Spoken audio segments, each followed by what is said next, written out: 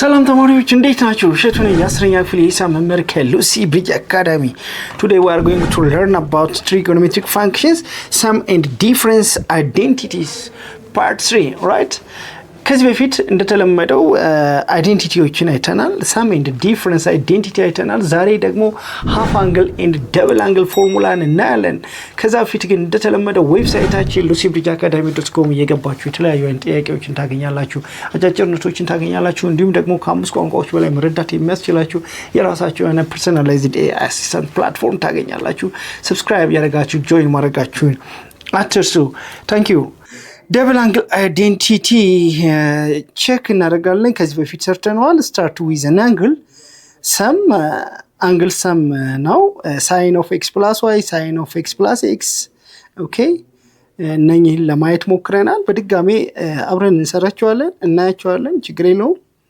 ሳይን ኦፍ ኤክስ ፕላስ ዋይ ኢዝ ኢኳል ቱ ሳይን ኤክስ ኮዝ ዋይ የስ ፕላስ sin y cos x, sin y cos x, okay, which means here በዚህ መንገድ ጥያቄ ሰርተንበታል።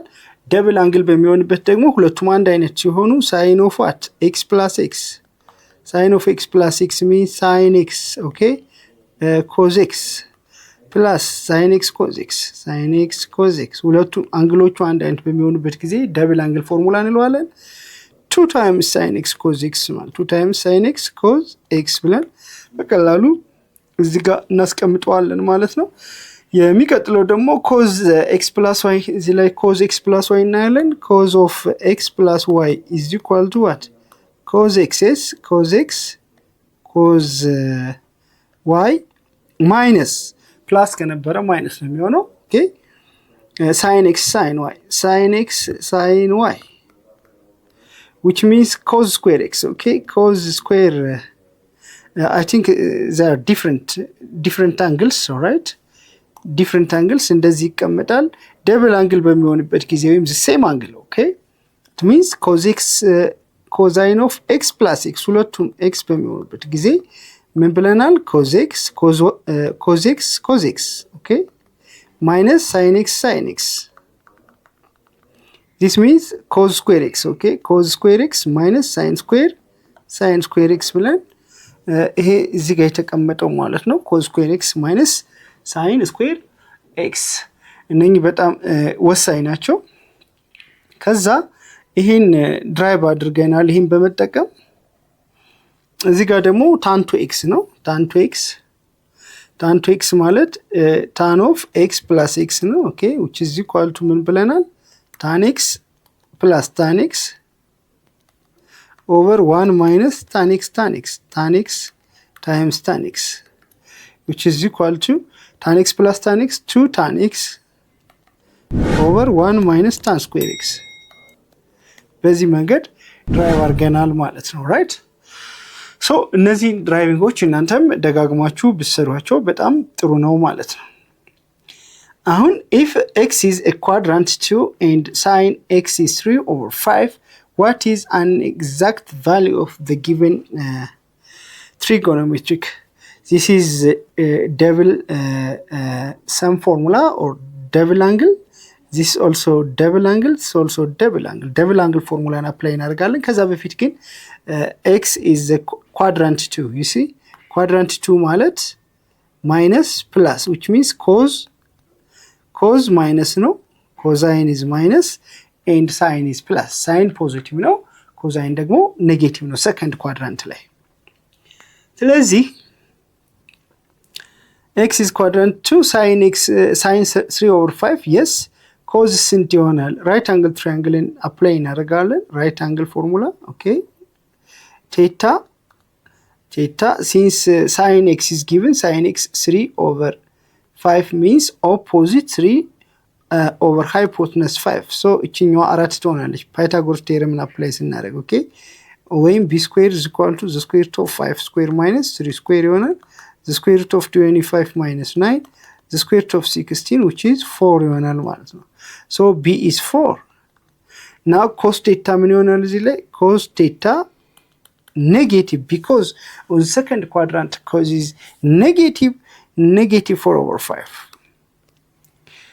Adjacent over hypotenuse. So sine is given 3 over 5. Cosine calculate አድርገን እናገኘዋለን minus 4 over 5. አሁን ሁሉንም ጥያቄዎች መስራት እንችላለን። A sin 2x. Sin 2x which is equal to ምን ብለናል? sin x cos x plus sin x cos x. ይሄ ምን አደረግነው? 2 times sin x cos x which is equal to 2 times how much is sin x? Sin x is given 3 over 5. 2 times 3 over 5 times cos x minus 4 over 5 which is equal to 12 times 2, 24 over what? Over 25, which is negative, okay? So sin 2x is minus 24 over 25. Similarly, cos 2x እንሰራለን። መጀመሪያ ግን sin x 3 over 5 ነው ጊቭናችን። sin x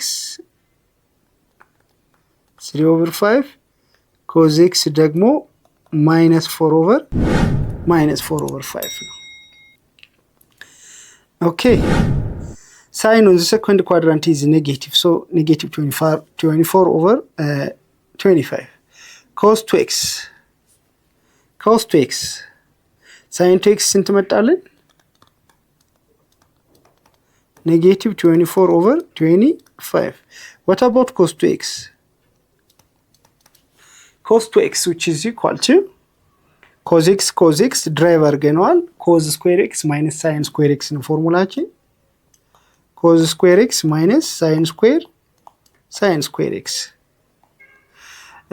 cos ስንት ነው? cos minus 4 over 5 the whole square minus sin ደግሞ 3 over 5 ነው 3 over 5 the whole square which means 16 over 25 minus 9 over 25 which is equal to 16 minus 7 over 25. So cos 2x is 7 over 25. ከ16 ሲቀነስ 9 7 over 25 which is positive.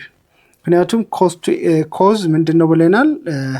Of course, cos on the second quadrant is negative, yes, but cos 2x is positive because it is the square of the difference of cos and sin. እሺ ተማሪዎች የዚህን ክፍል ሙሉ ክፍል ማግኘት ከፈለጋችሁ ዌብሳይታችን ላይ ወይም ደግሞ የሞባይል አፕሊኬሽናችሁ ላይ ታገኙታላችሁ።